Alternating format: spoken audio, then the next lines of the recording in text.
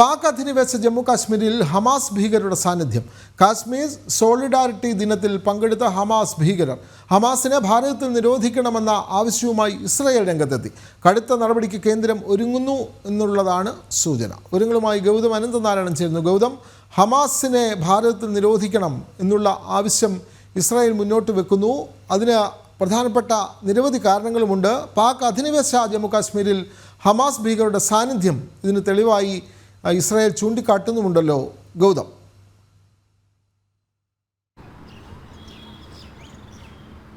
വിനോദ, ഇസ്ലാമിക ഭീകര സംഘടനയായ ഹമാസിനെ ഭാരതത്തിൽ നിരോധിക്കണമെന്ന ആവശ്യമാണ് ഇപ്പോൾ ഇസ്രായേൽ ഭാരതത്തിന് മുമ്പിലേക്ക് വയ്ക്കുന്നത്.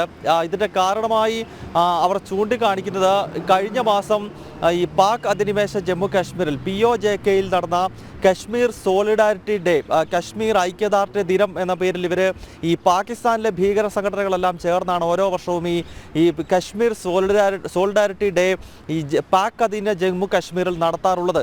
അതിനകത്ത് ഈ വർഷം ഹമാസിൻ്റെ ചില പ്രധാനപ്പെട്ട ഭീകര നേതാക്കന്മാർ പങ്കെടുത്തു എന്നതാണ് ലഭ്യമാകുന്ന വിവരം. ഇക്കാര്യം ഭാരതത്തിൻ്റെ രഹസ്യാന്വേഷണ വിഭാഗമായിട്ടുള്ള റോയും അതോടൊപ്പം തന്നെ IBയും അതുപോലെ തന്നെ ഇസ്രായേലും ഇക്കാര്യം സ്ഥിരീകരിച്ചിട്ടുണ്ട്. ഈ ഒരു പശ്ചാത്തലത്തിൽ ഈ ഇസ്ലാമിക ഭീകര സംഘടനയായിട്ടുള്ള ഹമാസിനെ ഭാരതം കൂടി നിരോധിക്കണമെന്നൊരു ആവശ്യം ഇസ്രായേൽ ഇപ്പോൾ വിദേശകാര്യ മന്ത്രാലയത്തിന് മുമ്പാകെ വെച്ചിരിക്കുകയാണ്. നമുക്കറിയാം, ഹമാസിനെ ഇതിനകം തന്നെ പല രാജ്യങ്ങളും നിരോധിച്ചിരിക്കുകയാണ്. US, അതോടൊപ്പം തന്നെ കാനഡ, ഓസ്ട്രേലിയ തുടങ്ങി നിരവധി രാജ്യങ്ങൾ ഇതിനകം ഈ ഹമാസിനെ ഒരു ഭീകര സംഘടനകളുടെ ലിസ്റ്റിലേക്ക് പെടുത്തിയിട്ടുണ്ട്. കാരണം ഇവരുടെ പ്രവർത്തികൾ എന്താണ് എന്നതിനെപ്പറ്റി നമുക്കറിയാം. 1987 രൂപീകൃതമായ ഈ ഭീകര സംഘടന തുടർച്ചയായി പ്രശ്നങ്ങൾ സൃഷ്ടിക്കുകയും പാലസ്തീൻ എന്നൊരു പ്രത്യേക ഇസ്ലാമിക രാഷ്ട്രം രൂപീകരിക്കുന്നതിനായി ആയുധമെടുത്തുള്ള യുദ്ധം നടത്തുന്ന ഒരു സംഘടനയാണ് ഹമാസ് എന്നത്. ഇപ്പോൾ നടന്നുകൊണ്ടിരിക്കുന്ന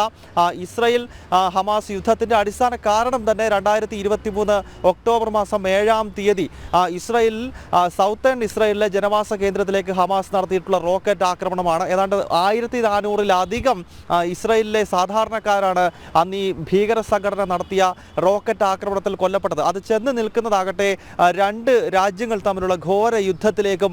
ഏതാണ്ട് 45,000-ന് മുകളിൽ ആളുകൾ ഇതിനകം തന്നെ കൊല്ലപ്പെടുകയും ഒക്കെ ചെയ്തു. അപ്പോൾ ഇതൊരു ലക്ഷണമൊത്ത ഭീകര സംഘടനയാണ്. അവരുടെ സാന്നിധ്യമാണ് ജമ്മു കാശ്മീരിനോട് ചേർന്നുള്ള പാക് അധിനിവേശ ജമ്മു കാശ്മീരിൽ കണ്ടെത്തിയിരിക്കുന്നത്.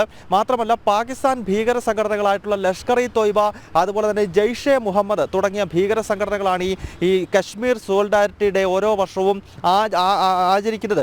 അതിനകത്തേക്കാണ് ഈ ഹമാസിൻ്റെ പ്രധാനപ്പെട്ട നേതാക്കൾ എത്തിയിരിക്കുന്നത്. അതിനാൽ ഹമാസിൻ്റെ സാന്നിധ്യം ഇപ്പോൾ ഭാരതത്തിലുമുണ്ട്. അതിനാൽ ഈ സംഘടനയെ എത്രയും പെട്ടെന്ന് നിരോധിക്കണമെന്ന ആവശ്യമാണ് ഇസ്രായേൽ ഇന്ത്യക്ക് മുമ്പാകെ വയ്ക്കുന്നത്. വിനോദ്, തീർച്ചയായും പാക് അധിനിവേശ കാശ്മീരിൽ ഹമാസിൻ്റെ പ്രവർത്തനമുണ്ട്. ഭാരത വിരുദ്ധ പ്രവർത്തനങ്ങളാണ് അവരവിടെ കാഴ്ചവെക്കുന്നത്. അതുകൊണ്ട് ഹമാസിനെ ഭാരതത്തിൽ നിരോധിക്കണം എന്നുള്ള വളരെ ശക്തമായ ആവശ്യമാണ് ഇസ്രായേൽ മുന്നോട്ട് വെക്കുന്നത്. ഭാരതം ഇക്കാര്യങ്ങൾ കൃത്യമായി നിരീക്ഷിച്ചു വരികയുമാണ്. വിവരങ്ങൾ നൽകുകയായിരുന്നു ഗൗതം അനന്തനാരായണൻ.